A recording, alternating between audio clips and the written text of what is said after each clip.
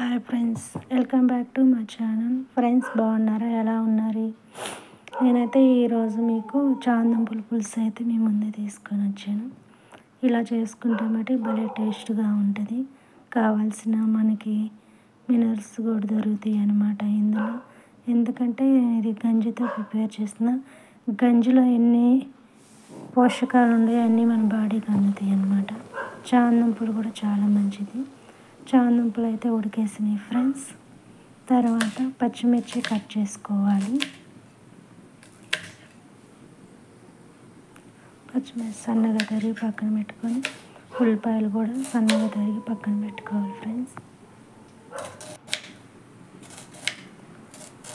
Friends. First time నా channel చూస్తున్నట్టయితే like చేయండి, షేర్ చేయండి, సబ్స్క్రైబ్ చేసుకోండి, కామెంట్ చేయండి. ముందుగా ఆయిల్ పోసుకొని అందులో కొన్ని ఆవాలు వేసుకోవాలి. తర్వాత కొన్ని ఉల్లిపాయలు, పచ్చిమిర్చి, అల్లం మిక్సీ వేసుకొని అందులో కచ్చాపచ్చాగా మిక్సీ పట్టుకొని అందులో వేసుకోవాలి ఆయిల్.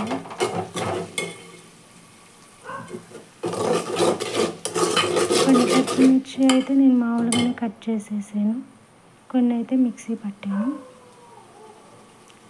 నూనెలో వేసుకొని అది బాగా కలుపుకుంటూ మనం ఉంచాలి. ఇప్పుడు కొంచెం పసుపు వేసుకుందాం.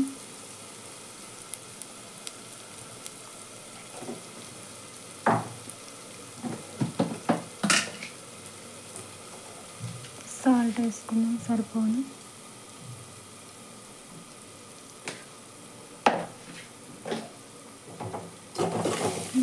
ఒకసారి కలుపుకున్నాం.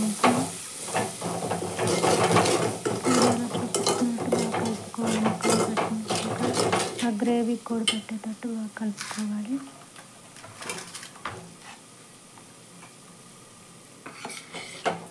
తర్వాత కట్ చేసి పెట్టుకున్న టమాటోస్ వేయాలి.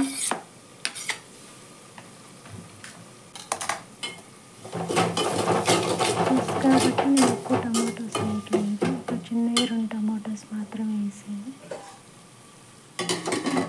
మూత పెట్టేసుకుందాం. చామదుంపలు పెట్టిన వాటిని తొక్కు తీసుకున్నాము. తొక్కు తీసుకొని కట్ చేసుకోవాలి.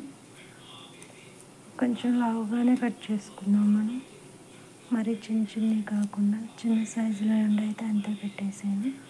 లావుగా ఉన్నాయంటే కొంచెం కట్ చేసాను అన్నమాట. వీడియోలో చూపిస్తున్నట్టు ఆ గ్రేవీలో వేసేసుకొని కలుపుకోవాలి. చామదుంప ముక్కలు కలుపుకొని చూసారు, అందులో వేగిన గ్రేవీ అంతా దానికి పెట్టుకోవాలన్నమాట చామదుంపలకి.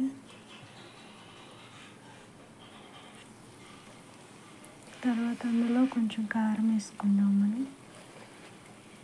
పులుసు కాబట్టి కారం నేను ఎక్కువే వేసాను, కొంచెం 2.5 స్పూన్లు అట్లా వేసాను అన్నమాట.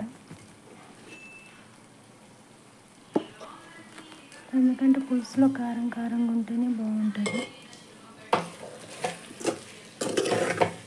కారం వేసి బాగా కలుపుకోవాలి.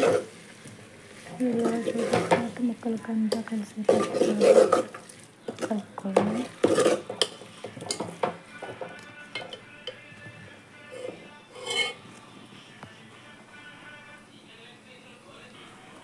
అలా కలుపుకున్న తర్వాత నేనైతే గంజిలో నుండి చింతపండు నానబెట్టాను.